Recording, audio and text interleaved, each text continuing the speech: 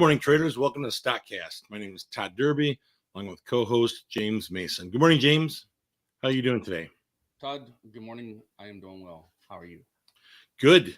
Got a couple things to talk about in the marketplace. We do. Man, what a roller coaster. So yesterday, as a lot of TTBB members, they know that I was waiting on SPY, and honestly, I was waiting on SPY in both directions.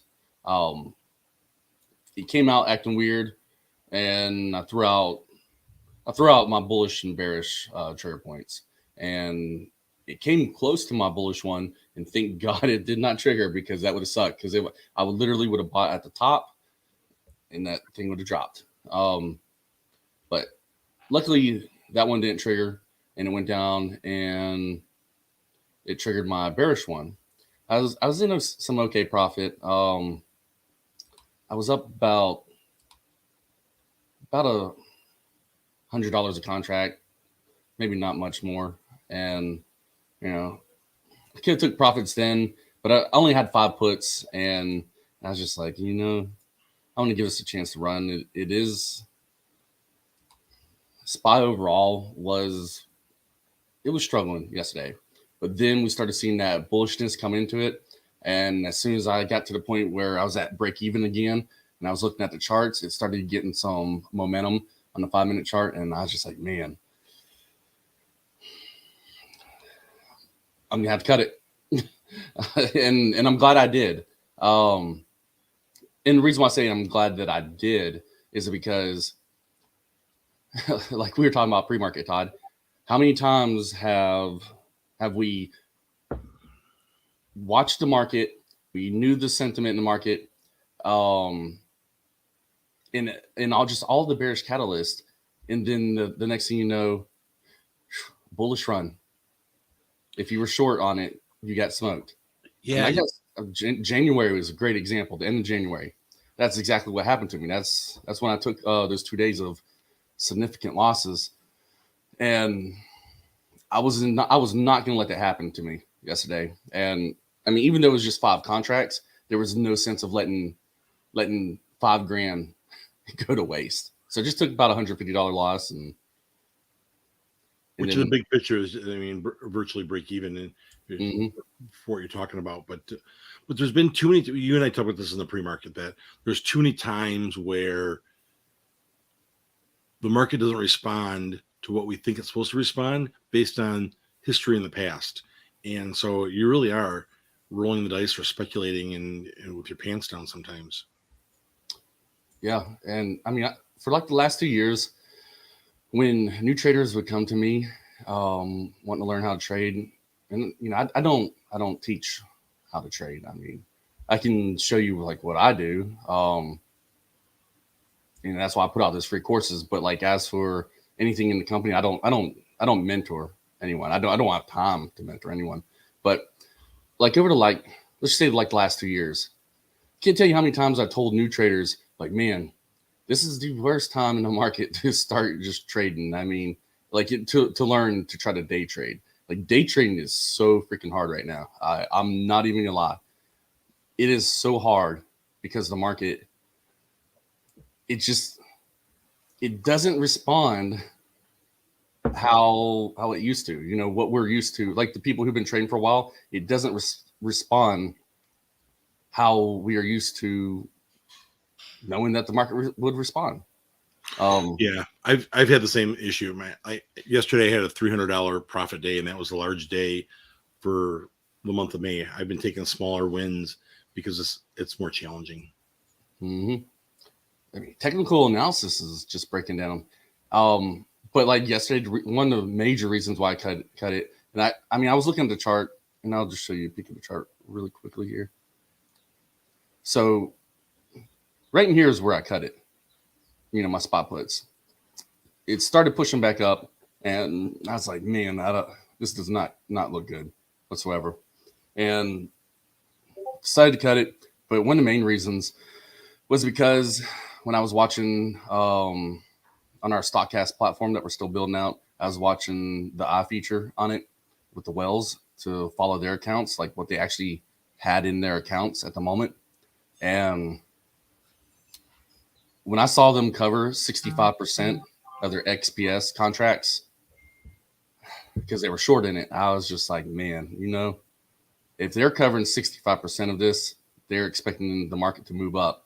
So I cut my 5 and the market, I mean, literally this thing went, we'll just round it up to $3.99. So from $3.99, it went up to $4.03. It moved up a complete 4 points.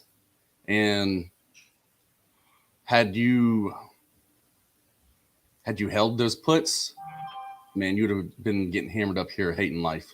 Now today, out of just pure luck, you'd be sitting all right. But I didn't want to mess around with luck.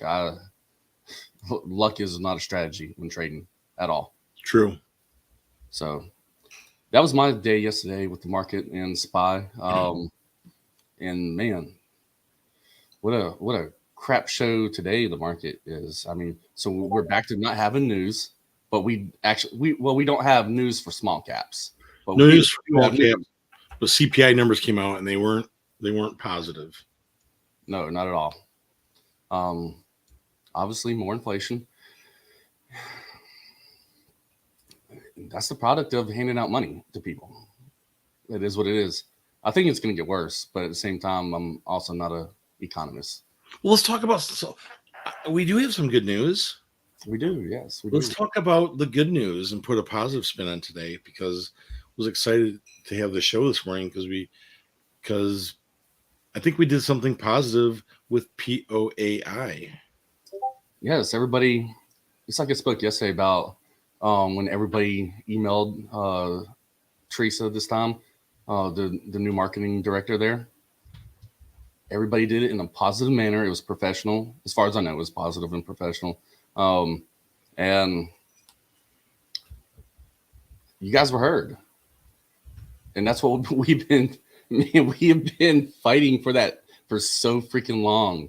And honestly, it's just, I don't know, like, well, let's be honest. It was my tweet. It was your tweet. It was your tweet. It was your tweet. I'm just trying to ride your coattail right now.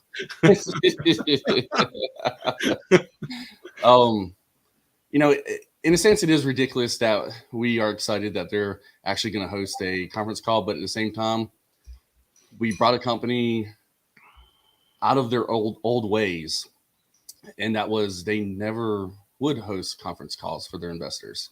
So this is, man, guys, like you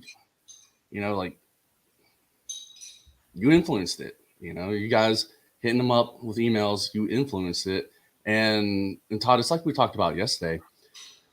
Had you guys all started emailing them and a couple days later they said, yeah, we have a conference call, well, then it was already planned to begin with. And you just were sending emails in at the right time. But this, it was 2 weeks? Yeah, so it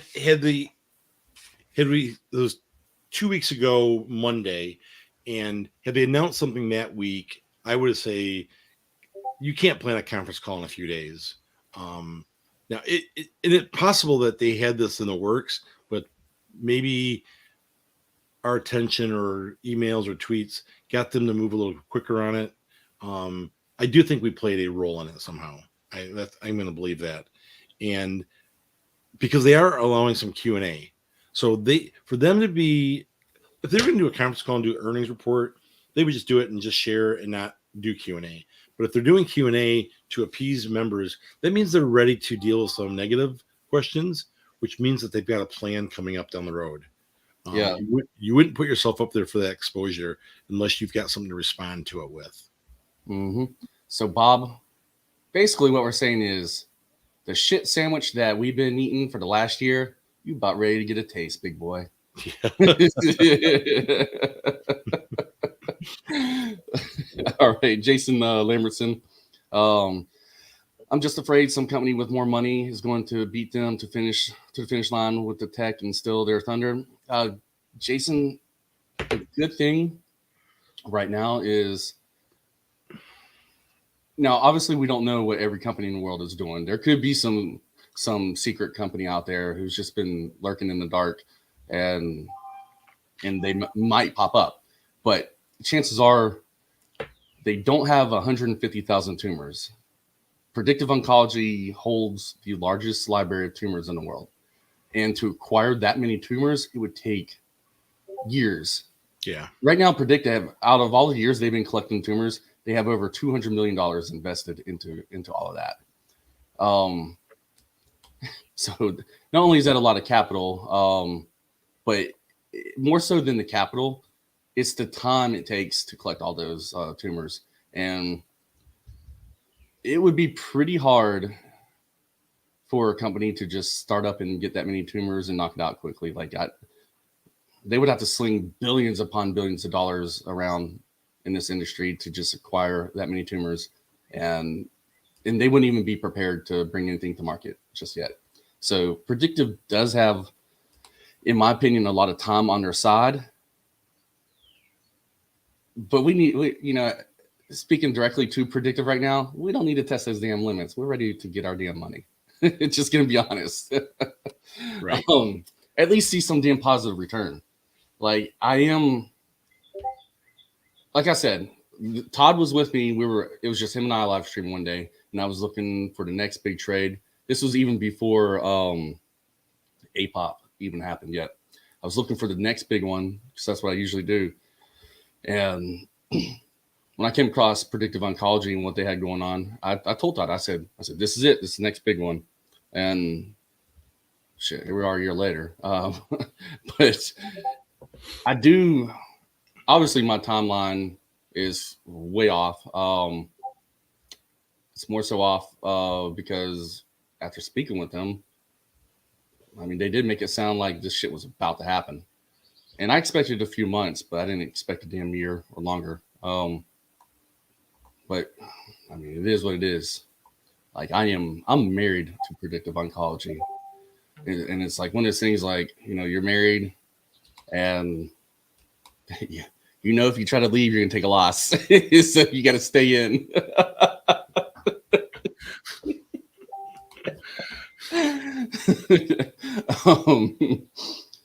But anyways, as long as we were never BS'd about any of the data or information, and I don't think we are, and I'll explain in a moment why. As long as we were never BS'd about it, I do feel that this will be a home run for myself. But the reason why I said as long as we weren't BS, and the reason why I don't feel like we were is we are dealing with a NASDAQ listed company. If this was OTC, I'd be like, man, this they're full of it. Right. I would agree. But yeah, enough about Predictive. What else we got, Todd? Let's go to comments. And we are under 13 minutes to the market, or about 14 minutes. Alana, I keep seeing you type out WRG. Is that a Canadian stock? Because I don't see it on a U.S. exchange. I couldn't pull it up either.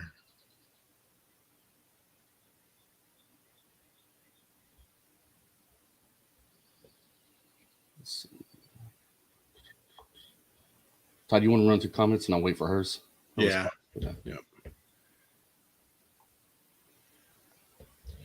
If you're interested in sending a question to POAI, I would respectfully email them and thank them for the meeting and Q&A, and then give them your questions. I think it's better to give them ahead of time and let them be properly prepped for the question than try to blindside them and embarrass them. Because if they get embarrassed, if we embarrass them or humiliate them, they won't do a Q&A in the future. And if you're on there trying to attack them, man. Yeah. I would just shut you down. If it was me, I would just shut you down. I'd just be like, F you and move on. But if you're going to be respectful about it and give them a chance to collect questions and then be like, all right, here's a question we have a lot of, and they address it, I think we're better to be proactive and positive than to try to blindside them. All right. So Alana, you talking about this ticker right here, WRG, Canadian stock on the TSX exchange, Western Energy Services, going for 5 cents. I hope you ain't talking about this one.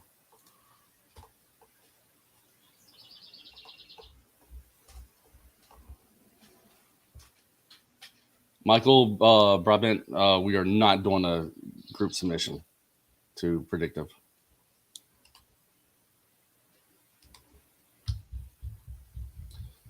Alana, there ain't no way you looking at this thing.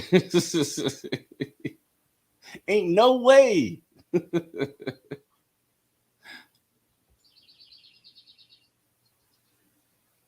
I'm reading her email right now. Let's see. They had an investor come in and scoop up 30% of the company to turn it around. She says it's not a secret, but no one's talking about it. Oh, so like on my charts, when I go to 5-minute chart, Ilana is saying that it's up 30%, but it doesn't indicate that on TradingView. She met with the owner yesterday about they're about Western Energy buying one of their businesses. So that's why she's bringing it to our table. Oh, okay. Yeah. I don't even know if I can trade this in any of my accounts. I can't trade it in my Centerpoint account. Yeah, I'm pretty sure I can't trade it in TD Ameritrade either. Yeah. Oh man, I mean it's beat up. Like, I mean, obviously, they just did a split. I don't know anything that this company has going on, or what they have going on, but like, I mean, this chart is just, it's terrifying. I mean, I'll be honest. If somebody was getting in at 5 cents, that's a hell of a lot better than getting in up here at 50 cents, right. Obviously. But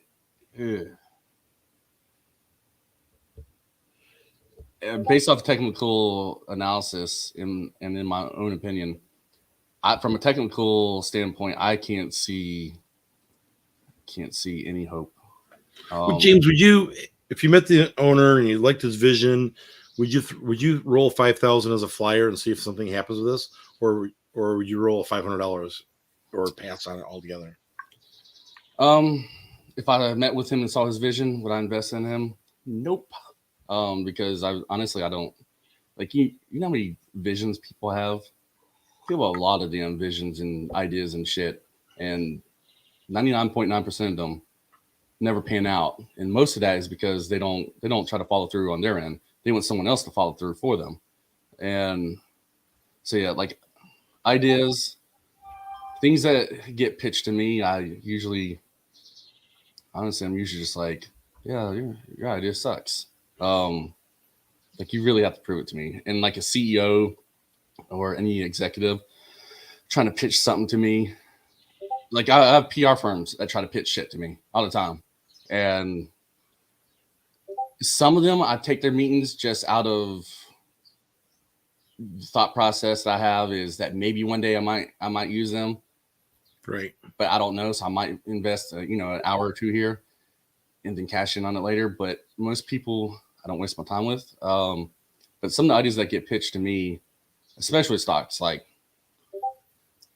I've had some PR people wrap me up in a meeting, and really the underlying agenda is, hey, I want to bring this stock up to you, and it pisses me off because I know what they're doing then at that point. It's just a promotion. They want me to pump it, and I'm not. If somebody like that comes to me, I don't even mention that shit. But yeah, a lot of stuff gets pitched to me, and I let it go through one ear and out the other, and move on. So just look. Yeah, I don't know the catalyst behind this company. If there is a catalyst, I mean, yeah, there might be one guy who came in and bought up 30% of the company. But if you want to just look, if you want me to be honest, someone coming in buying up 30% of the company, to me, that just says, shit, someone just got some money and they just want to throw down in a company. And again, when someone does that, we don't know. I don't know their financial wherewithal. I don't know what that investment means to them. So it's all part of the process, right? Yeah. So yeah, I don't really have much to say about this one since it's not really something that I can't even touch it, to be honest. And I don't know anything about it, but that chart does not look good. We are under 7 minutes to the market. All right, let's see.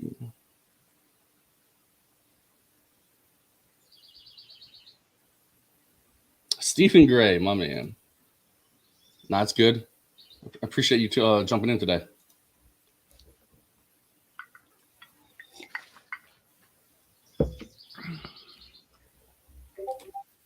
Oh, okay. I see what Alana. Keep saying Ilana because that's my daughter's name. Alana's what Alana is saying that they scooped up 30%, not up 30%. Okay, right. Stephen Gray, will HUSA run back up? And to be honest, I would like to think so. I'm freaking surprised that they're not running right now with all of the Ukrainian and Russia stuff going on and the gas supplies getting hit. For whatever reason, the Bears came in and they've been hitting it hard. Let's see what else we got.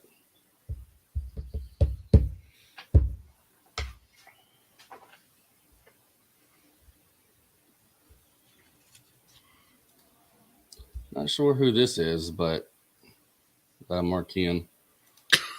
But whatever.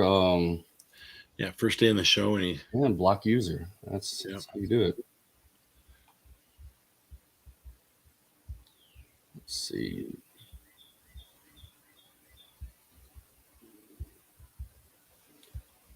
Alana, let's be real. That was you that went in there and scooped up 30%. That's what Alana's doing. Yeah, someone scooped up 30%. What do y'all think about it? I'm asking for a friend. Be sure to buy a couple thousand shares. Just we're 5 minutes away. All right. I'm running through comments. Hope everyone's Bitcoin portfolio is doing okay. Oh God, yeah. Hold on. Let me answer this question. We can just mention Bitcoin. So Tony, is it correct earnings will be announced prior to conference call, or could that be time they announce Q1? It will probably be the standard way where they'll drop the earnings and then have the conference call afterwards. That's what I assume, at least. So we just have to play it by ear, to be honest. But the earnings should be before that conference call. It wouldn't make no sense to do it afterwards. Like if they try to do earnings after that, man, people are gonna tear them a new asshole on the show or on that call. Hey, we're 4 minutes away, but just here's a thought: Bitcoin's getting crushed, crypto's getting crushed. I think there's a lot of dumb retail money that was chasing crypto. Mm-hmm. They may pull out what they have available, which may give the stock market a boost. I don't know. It's weird because buying Bitcoin, man, they are mimicking each other almost exactly right now. So I don't know. Like institutions are controlling Bitcoin. Oh, I'm speculating. It's going to go up or down. I swear on my life. Well, again, you heard it here. StockCast will be right again. Mm-hmm. Bitcoin is either going to break below 28,000 one day, or it's going to break above 35,000 one day. Watch it. Mark this right now. And you might be right on both accounts. Exactly. Yeah. Oh man. All right, let's wrap it up. All right, everybody. So we appreciate y'all tuning in today. Remember, trade safe, trade smart, and we will catch y'all in the next one.